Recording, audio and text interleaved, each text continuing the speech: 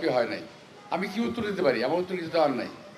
তবে আপনাদেরকে আমি একটা কথা বলতে পারি যে আমাকে যদি আপনারা ভোট দেন, এলাকার সন্তান হিসেবে ভোট দিয়ে আপনি একটা মানসিক শান্তি পেতে পারেন, এক নম্বর। দ্বিতীয়ত হলো আমাকে পাশে পাবেন যখন খুশি তখন।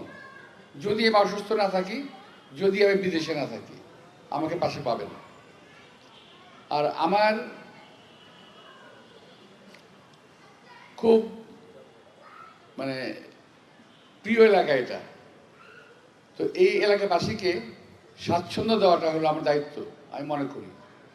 যদি আপনি কখনো অস্বাচ্ছন্দ্যে ভোগেন, আমাকে স্মরণ করবেন, ইনশাআল্লাহ আমি আপনাদেরকে স্বাচ্ছন্দ্য দেওয়ার চেষ্টা করব। আরেকটা বলবো, এখন কিংবা আগামীতে আমার দলীয় কোনো নেতা কর্মী যদি কোনোভাবেই আপনাদেরকে বিরক্ত করে, কোনোভাবে, সেটা আপনি আমাকে স্মরণ করবেন, ইনশাআল্লাহ সেটারও একটা ব্যবস্থা আমি করব। তবে আমাদের নেতাকর্মীর বাইরে কিছু লোক আপনাদের এলাকার ভিতরে আসে, খেয়াল রাখবেন।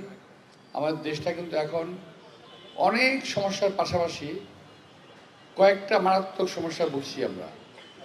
অন্যতম সমস্যা হলো মাদক। অন্যতম সমস্যা মাদক কিন্তু আমাদের সমাজের এখন। আপনি বুঝতে পারবেন না যে আপনার এত আদরের ছেলেটা, সন্তানটা কখন আসক্ত হয়ে গেল, বুঝতেও পারবেন না আপনি। যখন বুঝতে পারবেন অনেক দেরি হয়ে যাবে। কারণ আমি ব্যক্তিগতভাবে এই ব্যাপারে আমি ভুক্তভোগী, আমি জানি।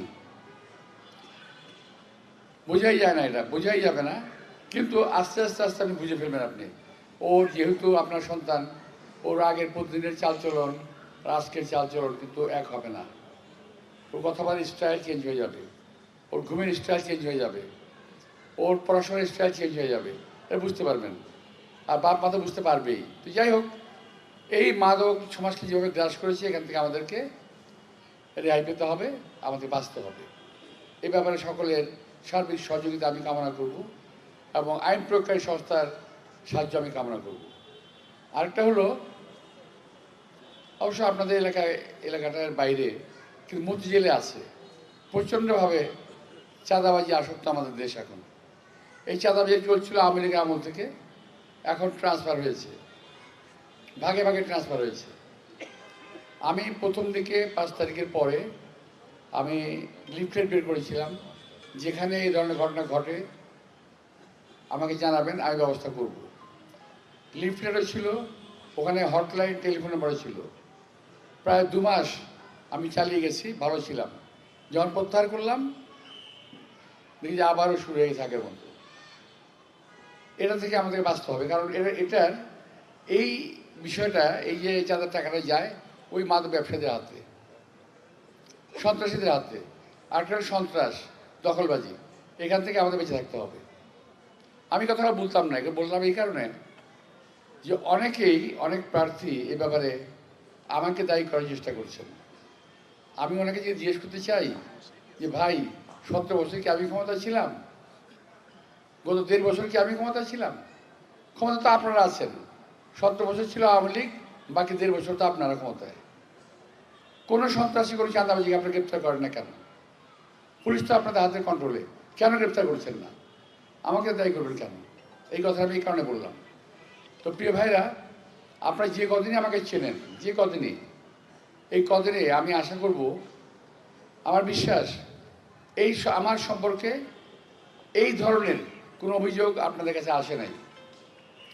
যদি কারো কাছে থেকে থাকে, আমার যে ভাইরা খুব উঁচু গলায় আমার সম্পর্কে বলছেন, তাদেরকে আমি চ্যালেঞ্জ করে বলবো, চ্যালেঞ্জ করে, আমার কিংবা কোনো আত্মীয়স্বজনের সম্পর্কে যদি কোনো অভিযোগ থাকে, আমার বিচার আচার শালী কিছু লাগবে না।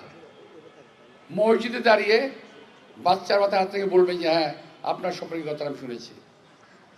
তাহলে আমি বুঝবো যে আপনি একজন মুসলমান, আমি সচ্চা মুসলমান। আর আমি বলতে চাই যে যদি কেউ আমার কাছে কিছু গোপন করেন, আমার কোনো কর্মীরা, তাহলে কিন্তু ভুল করবেন। আমি যদি টের পাই, যদি বুঝতে পারি, তাহলে কিন্তু এটা পরিণতি খুব ভয়াবহ হবে। তো আমি আর কথা বলবো না, অনেক সময় কথা বলতেছি আপনাদের সঙ্গে শীতের মধ্যে। ও পাশে আবার একটা আজকে প্রোগ্রামটা ভুল হয়ে গেছে, আমার যে প্রোগ্রামটা যে করেছে সে একটু ভুল করে ফেলেছে, একই সঙ্গে 3টা প্রোগ্রাম দিয়ে ফেলেছে। আমার AGP কলোনিতে একটা মিলাদের প্রোগ্রাম আছে, ওরা ছিল আসরের পরপর, কিন্তু ওনারা বসে আছেন এখন পর্যন্ত। ওখানে আমি যাব, পরিশেষে আপনাদের কাছে আমি আপনাদের দোয়া এবং একটি ভোট কামনা করে, শুধু তাই না, আপনার জন্য, আপনারা আমার জন্য আরও 10টা ভোট সংগ্রহ করবেন, এটুকু আশা করে আমি আমার বক্তব্য শেষ করছি। সবাইকে ধন্যবাদ। আসসালামু আলাইকুম।